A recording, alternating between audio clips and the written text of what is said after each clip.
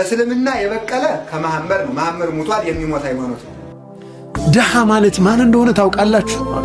ወንድ እኮ በጣም ነገር እንትን ተረከዟን አይቼ ነው የወደድኳት ይላል። አሁን ተረከዝ ቢላህ አለይኩም ምን እንዴት ነው ማለት ምንድን ነው ተረከዝ?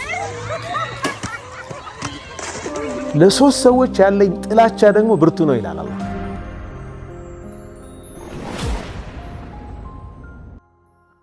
እስልምና የበቀለ ከመሐመድ ነው። መሐመድ ሙቷል፣ የሚሞት ሃይማኖት ነው።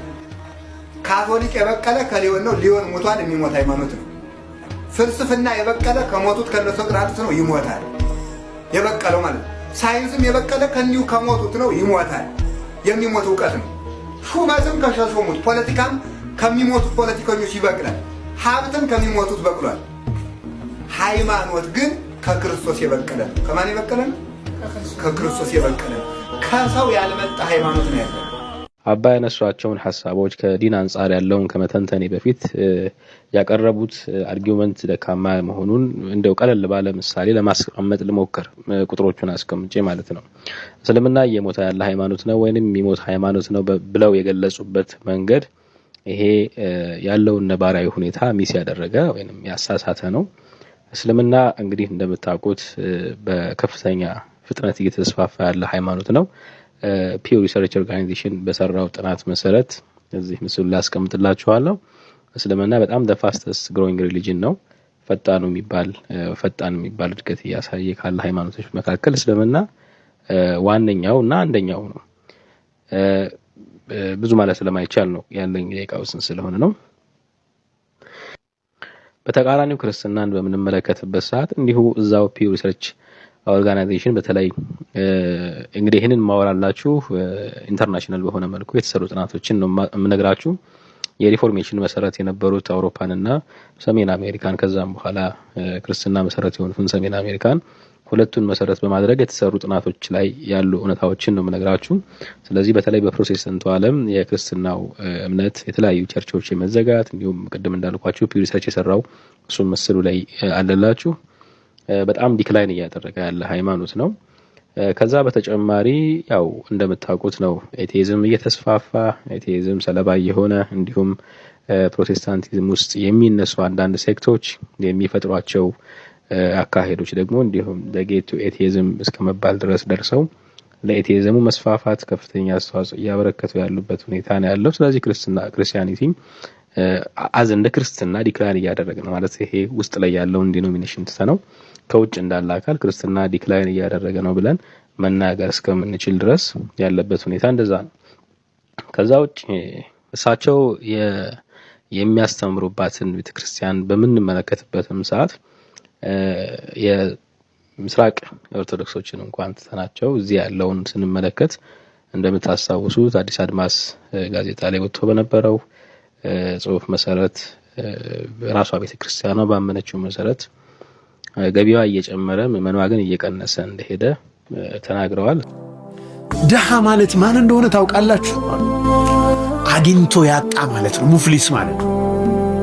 አግኝቶ ሀብታም የነበረ ሰው ከስሮ ሲደህይ ሙፍሊስ ይባላል። አፍለስ ባንክራፕትድ ማለት ነው። የነበረው ሰው ሲከሳስር ማለት ነው። ትነግሩኛላችሁ ወይ ማን ነው ይሄ? እንዲህ አይነት ሰው ታውቃላችሁ ወይ? እስኪ ንገሩኝ አሉ ነቢያችን ሰለላሁ ዐለይሂ ወሰለም። ሰሃቦቹ ምን አሉ? አልሙፍሊሱ عندنا من لا درهم له ولا دينار ولا متاع او كما قال الصحابه. درهم ዲናር ዕቃ የቤት ዕቃ የሌለው ሰው ይህን ነው እኛ ሙፍሊስ የምንለው አሉ። አላላ ነቢያችን ሰለላሁ ዐለይሂ ወሰለም ሌላ ዴፊኒሽን ነገሯቸው። ሌላ ትርጉም የሙፍሊስ የቂያማ ቀን የተራራ ያህል ኸይር ስራ ሰርቶ ይመጣል አሉ።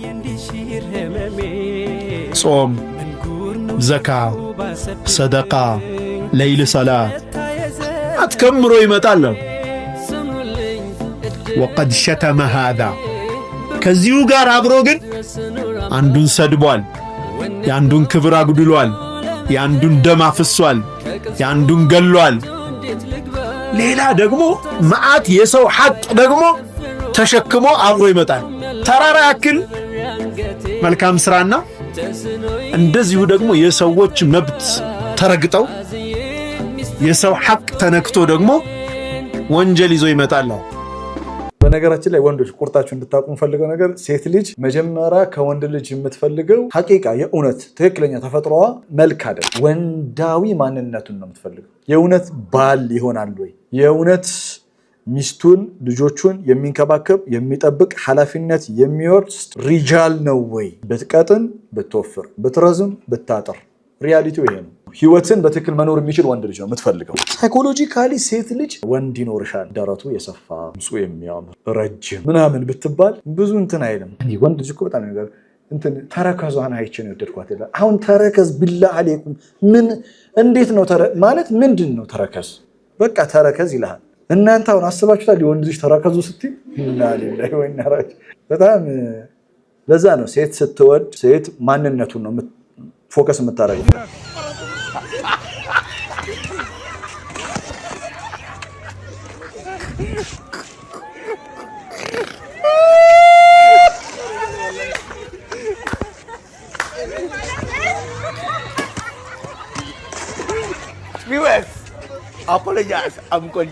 ሶስት ሰዎችን እጠላቸዋለሁ፣ ለሶስት ሰዎች ያለኝ ጥላቻ ደግሞ ብርቱ ነው ይላል አላህ።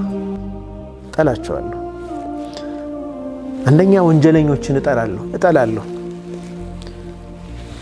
የሽማግሌን ወንጀለኛ ደግሞ በጣም እጠላለሁ ይላል። ወደ ቀብር እየተቃረበ ያለ ሰው አላህ ይጠብቀን። እድሜው በጣም ገፍቷል፣ ወጣት አይደለም፣ ግን ማዕሲያ ላይ ነው ያለው። ኸምር ላይ፣ ዝሙት ላይ፣ የጸያፍ ነገር ላይ ነው ያለው። እድሜው ግን ገፍቷል። ይህን አላህ በጣም በብርቱ እጠላዋለሁ ይላል። ኩራተኞችን እጠላለሁ፣ የደሃ ኩራተኞችን ደግሞ በጣም እጠላለሁ ይላል አላህ። የለውም ሰውየው፣ ከሰዎች ሙህታጅ ነው፣ ከሰዎች ይፈልጋል። አስሉ ኩራት ተጠልቶ እኮ ነው ደግሞ ይሄ ምንም ሳይኖረው መኩራቱ። ኩሩ ገሌ ቤታችሁ ላይ ቆሟል፣ የሚቀመስ የሚላስጡት እኛ አንልም። ከሰው ሙህታጅ ሆኖ ሲጠይቅ እንኳን ሰዎች ከነክብሩ እኔ እኮ እሱን አላሰብኩም። ሌላ ነገር እኮ ሊነገረን መስሎኝ ክብሩን ዝርዝር ውስጥ አልገባም። ናም ቡኸላ በጣም ስስታሞችን እጠላለሁ አለ አላህ። የሀብታም ስስታምን ደግሞ በጣም ነው የምጠላው አለ አላህ። አለው ይህን ቢሊየንስ ሊኖረው ይችላል፣ ሚሊየንስ ሊኖረው ይችላል። 5 ሳንቲም ወይ ተሰሰተ። ሱብሃንአላህ በኺል የሆነ ሰው ለራሱ እንኳን ማውጣት አይችልም። ያ ረብ ለቤተሰቦቹ ለልጆቹ እንኳን ማውጣት ይከብዳል። አሁን ኖርማሊ ስታስበው ለአንተ የምታደርገው ነገር እንደውም ለአንተ ከምታደርገው በላይ በጣም ለምትወዳቸው ሰዎች የምታደርገው ነገር የበለጠ ደስታ ይሰጣል። ያን ደስታ እንኳን አያገኝም ሰውየው። ጠብቅ የተባለ ጥሩ ዘበኛ የሚጠብቀው ለወራሾቹ ነው። እሱም ሳይጠቀምበት ቤተሰቦቹንም ሳያስበስ በዙሪያ ያሉ ሰዎችን ሳይቀይርበት ወደ አኺራ ሳይሸኘው ወደ አኺራ ወይ አላከው እንዲህ እንደያዘ በኋላ ይባክናል። ያለ አስለን በጣም ከባድ አገላለጽ ነው እኮ ዘበኛ ነው አለ። ለወራሾቹ ነው የሚጠብቀው። ያ አላህ እንደው ነፍሱን እንኳን ሳያስደስት ተዒሳ አብዱ ዲናር ተሰቃየ ማለት እኮ የገንዘብ ባሪያ ተሰቃየ። ሀብታም ነው ግን ባሪያ ነው። የማን የገንዘቡ የንብረቱ። ባለፈው ያወራ ነው ማለት ነው። ዲታችመንት እና አታችመንት አውርተናል። ምን ጊዜም ራሳችንን በቁስ ጋር እናወራድር ከሆነ ኢጓችን ከዛ ጋር ከተሳሰረ የባንክ አካውንቱ በጨመረ ቁጥር ክብር ይሰማዋል። እሱ እኮ ጥሩ ልብስ እንኳን ለመልበስ እየሳሳ ማለት ነው። ቤተሰቦቹን ጥሩ ሁኔታ ላይ ለማኖር እየተቸገረ አላ ኩል ሐል ስስታምን አላህ ይጠላል። የሀብታም ስስታምን ደግሞ እጅጉን ይጠላል አላህ ሱብሃነሁ። ሶስት ሰዎችን አላህ ይወዳል፣ ሶስት ሰዎችን አላህ ይጠላል። ሶስት ሰዎችን በጣም ይወዳቸዋል፣ ሶስት ሰዎችን ደግሞ በጣም ይጠላቸዋል።